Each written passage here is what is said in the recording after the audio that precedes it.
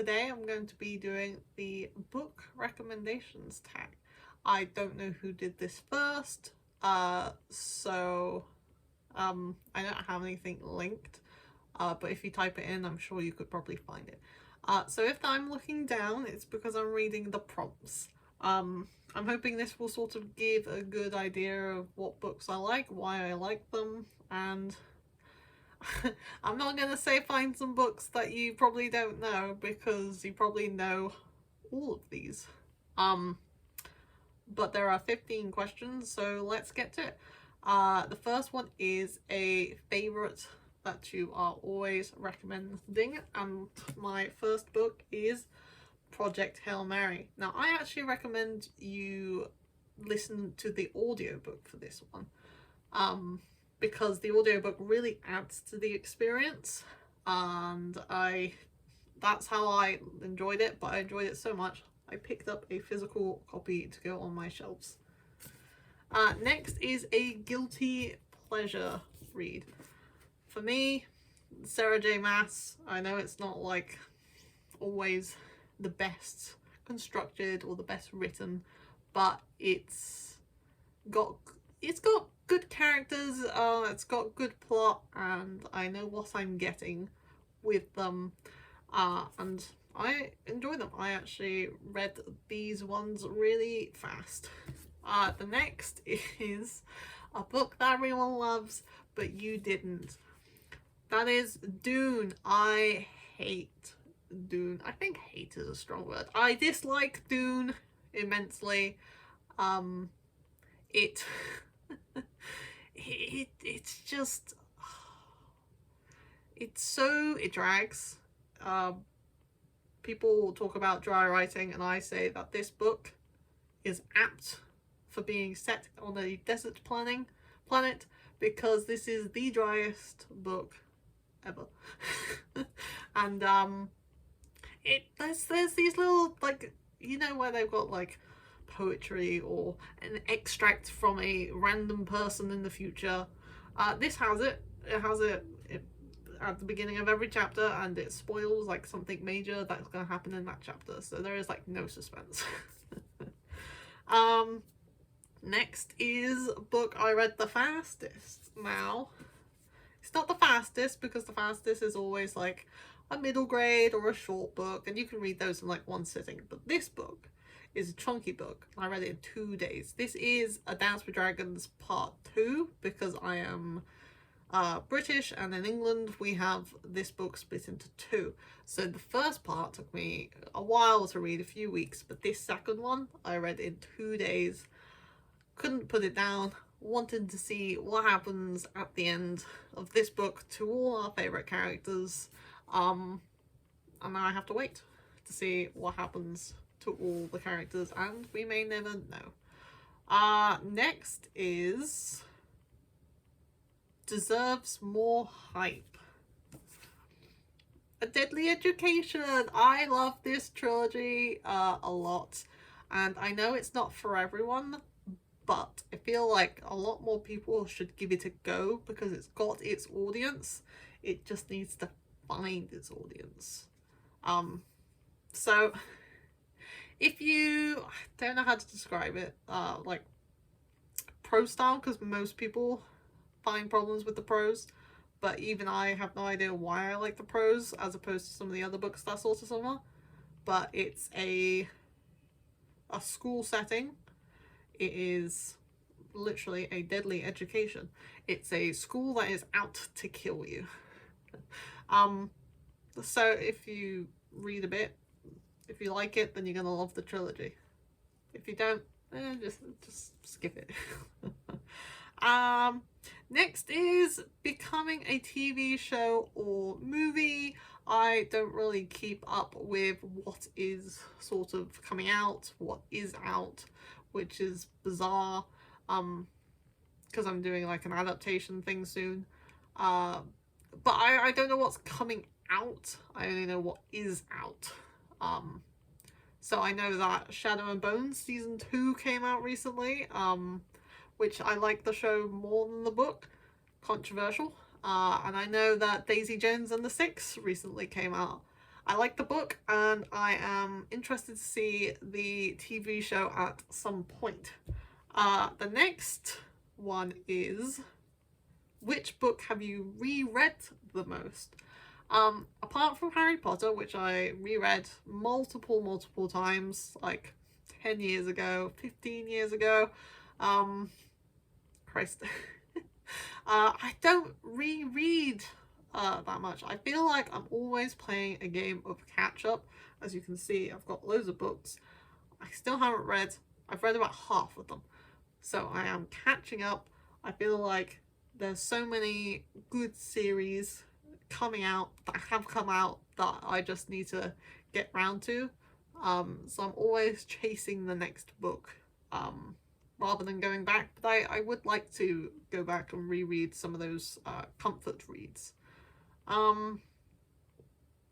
Next is genre I don't typically read. I've mentioned this one a lot, but the Philippa Gregory Plantagenets and Tudor series, if you like strong female characters, definitely give this one a try. Even if you don't like the first one, the books are very different from each other. Each of the books has a really strong character voice. A lot of the characters do not make the same decisions, go against each other all of the time. They are on different sides of the war. So she's really captured the voice of each of the different female leads very well, I would say. Deserves all the hype. This one has been around a lot recently, Priory of the Orange Tree, because the prequel has just come out, which I will be reading soon. But this one, for such a large book, lots of people have read it. They loved it. I think more people should definitely read it. It might take a while to get into it, but 200 pages in and you're hooked, and you've got like 600 pages of just magical world building, great characters, dragons. So yeah, this one, in my opinion, deserves the hype. Next is usually recommended. I usually recommend Project Hail Mary for my sort of sci-fi, even though sci-fi is not my main genre. And then the other one I like to recommend, which I reckon a lot of people like to recommend, is The Final Empire. It's got a really easy sort of style. The world building is not sort of dumped on you. It's explained really well. The characters are interesting. The world is excellent. And I think even though it's quite large, I think it reads easily. It's fast. It keeps you hooked, entertained, and so you can't really go wrong. Next is favorite characters. I don't really get attached to characters, but the Percy Jackson series and then the Lost Hero, whatever, the Percy Jackson sequel series, those characters, love them. This is a series I've reread a couple of times, and I love these books. The characters are all really unique, and he's always continuing to write more books with more inclusive, diverse characters, which is just nice to see. So this one.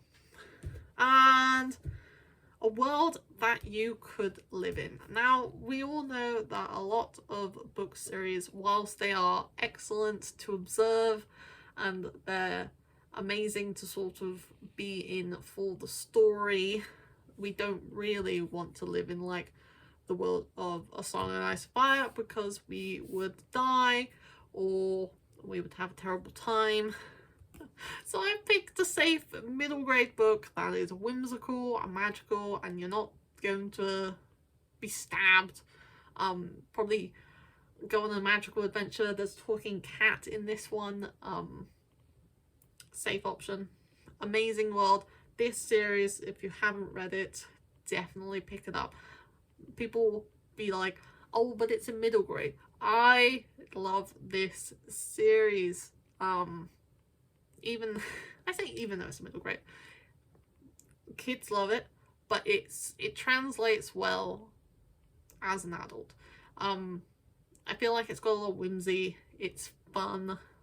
The fourth book comes out later in the year, and you know I'm going to be picking up a copy as soon as I can and reading it as soon as possible. Up next is Thought You'd Hate But You Loved It. Now, I don't have one for this because I don't pick up books that I think I'm going to hate. There are too many books on my list for me to go around just reading a book because I think I'm gonna hate it and it might make me change my mind. So moving on. A book that made me cry. I am not a crier. I think my mum took all of that from me. She cries at like everything. I don't cry that much, but City of Heavenly Fire. Now, there is one moment near the end, if you've read it, you know what I'm talking about. It made me sob. It is a trope that always gets me. I feel like it's the thing that I hate the most. People might be like, oh, it's just a character dying. It's not a character dying. But there is a single trope that I will cry at every time because I just, that's the worst outcome to me. Hate it. Terrible. Made me sob. This is like one of the only times that I can remember that a book has made me cry. This might be the sole book that made me cry. So I might do a series of books that might, you know, that make people cry, to see if I cry. Bit, you know, macabre or whatever. Could be interesting. And the last but not least is a book you wish you could read for the first time. Now, it's a controversial book. Ender's Game. I like Ender's Game. There is a twist in this, and if you've read it, you know what I'm talking about. And it just changes the whole sort of event surrounding it. And that was just one of those moments, you know, when you watch a film or you read a book and you don't see it coming and you're completely blindsided and you just sort of sit there in shock and you're like, what? That is this book. This book is funny. It's not for everyone. It's one of my first sci-fis. And I might go back and reread it because it's been a while. But that concludes my epic list of books that I would recommend. Bit of a mixed bag of genres. So I'm hoping there's something for everyone, but I think you can tell that fantasy is my main sort of genre, my main love. But maybe pick one of the, you know, the thing from the list. I'll put it in the comments. Pick one and let me know what book you would recommend for that. And I will see you next time.